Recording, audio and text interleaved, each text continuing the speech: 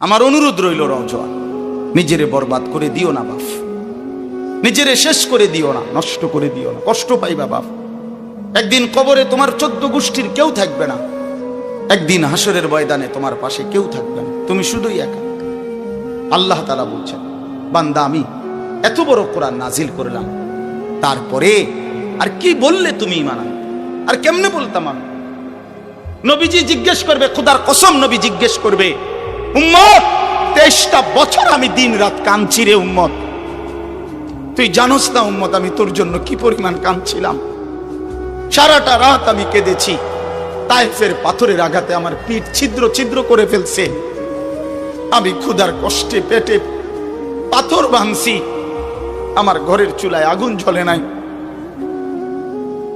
আমি দান শহীদ করে সারাটা দেহ রক্ত মাখা হয়ে বেহুশ হয়ে উহুদের প্রান্তরে পড়েছিলাম, এত কাঁদলাম, এত রক্ত ঝরাইলাম, 23 বছরের বিনিময়ে উম্মত আমি বুঝি তোর কলজাটা নরম করতে পারলাম না।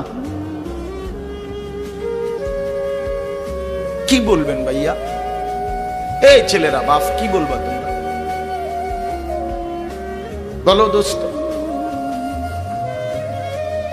আল্লাহ আমাদেরকে বুঝ দান করে। আমরা অনেক আসছো মাশাআল্লাহ, আল্লাহ তোমাদেরকে উত্তম বিনিময় দান করে।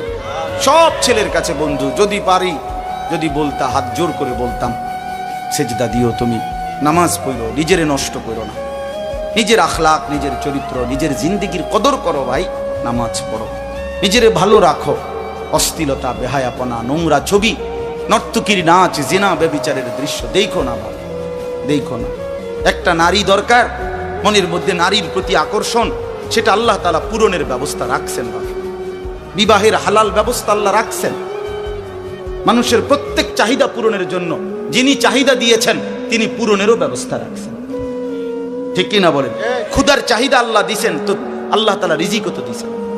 তৃষ্ণার চাহিদা আল্লাহ দিছেন, তো পানিও তো আল্লাহ দিছেন। যে যৌবনের চাহিদাও আল্লাহ দিছেন, তো সেটার জন্য হালাল বিবাহের ব্যবস্থাও তো আল্লাহ তাআলা রাখছেন। তো নষ্ট হয়ে যাওয়া কেন? নিজেরে বরবাদ করে দেওয়া কেন ভাই? আমার আল্লাহ যেন জিজ্ঞেস করছে, হায় আমার ইমানদার বা, আমি না তোমারে মুসলমান বানাইলাম, তোমারে না আমি সর্বশ্রেষ্ঠ রাসূল দিলাম, নবী মুহাম্মদ সাল্লাল্লাহু আলাইহি সাল্লামের চাইতে সর্বশ্রেষ্ঠ রাসূল আর কেউ আছে? কোরআনের চাইতে দামি কোনো কিতাব আছে? ইসলামের চাইতে দামি কোনো ধর্ম আছে? আল্লাহ তাআলার চাইতে বাদ দিয়ে আর কোনো মালিক আছে? তো আল্লাহ বলেন, আমি তোমার মালিক, আমার নবী মুহাম্মদ সাল্লাল্লাহু আলাইহি সাল্লাম তোমার রাসূল, কোরআন তোমার কিতাব, ইসলাম তোমার ধর্ম। অতএব তুমি কেন ভুল পথে যাইবা বান্দা? তুমি নামাজ পড়বা না কেন? তাইলে নামাজ তুমি যদি না পড়ো, তো এই নামাজ তাইলে কার জন্য দিলাম? হালাল হারাম এটা কার জন্য দিলাম? আমি আল্লাহ। আমার রাসূলকে 23 বছরে আমি সমস্ত কিছু বলাইলাম, তাইলে কার জন্য? আমাদেরই যদি পছন্দ না হয়, ছেলেরা তোমরাই যদি নামাজ না পড়ো, তো মুসলমানের ঘরে জন্ম নিয়ে যদি তোমারই সেজদা দিতে মনে না চায়, তো তোমার সাথে বেঈমানের তফাৎ কি বেটা?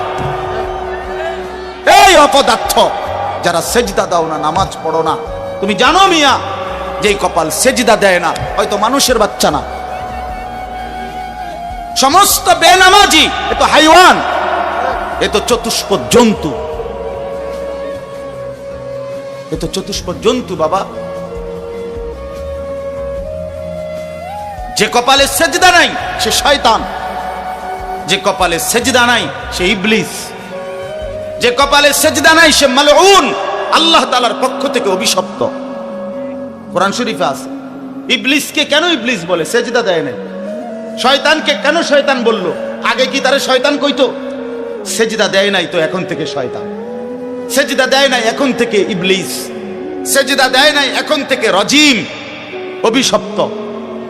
সেজদা দেয় নাই, এই কারণে আল্লাহ বলছে, ওয়া ইন্না আলাইকাল লানাতা ইলা ইয়াউমিদ্দিন, তোর উপরে কিয়ামত পর্যন্ত আমি আল্লাহর লানত।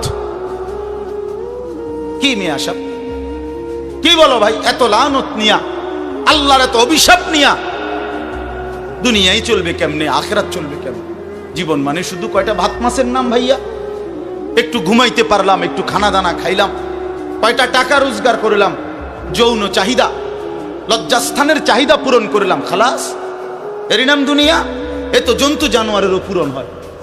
গরু, ছাগল, কুকুর, বিড়ালও তো খায় ভাই, এরাও তো ঘুমায়, এরাও তো পেশাব পায়খানা করে, এদেরও তো যৌন চাহিদা পূরণ করে। নাহলে কুত্তার বাচ্চা হয় কেমনে, বিড়ালের ছাও হয় কেমনে? সে যদি যৌন চাহিদা পূরণ না করে, তো জীবন মানে এটুকুই, জীবন মানে দূরই। তাহলে পার্থক্য কি আমাদের? পার্থক্য কোথায় বাপ? তো আল্লাহ তাআলা আমাদের কাছে বললেন, ইত্তাকুল্লাহ, বান্দা আমি এটা চাই তোমার কাছে, তুমি গুনাহ করো না, আর 10 জন যা ইচ্ছা তাই করো, তুমি নাফরমানি করো না, তুমি আমার পছন্দের বান্দা, আমার গোটা জান্নাত আমি তোমার জন্য বানাইছি, তুমি আসবা ঈমান নিয়া, তাকওয়া নিয়ে, আমি আমার পুরাটা জান্নাত, অনন্তকালের জান্নাত তোমারে বুঝাই দেব, তোমারে বুঝাই দেব।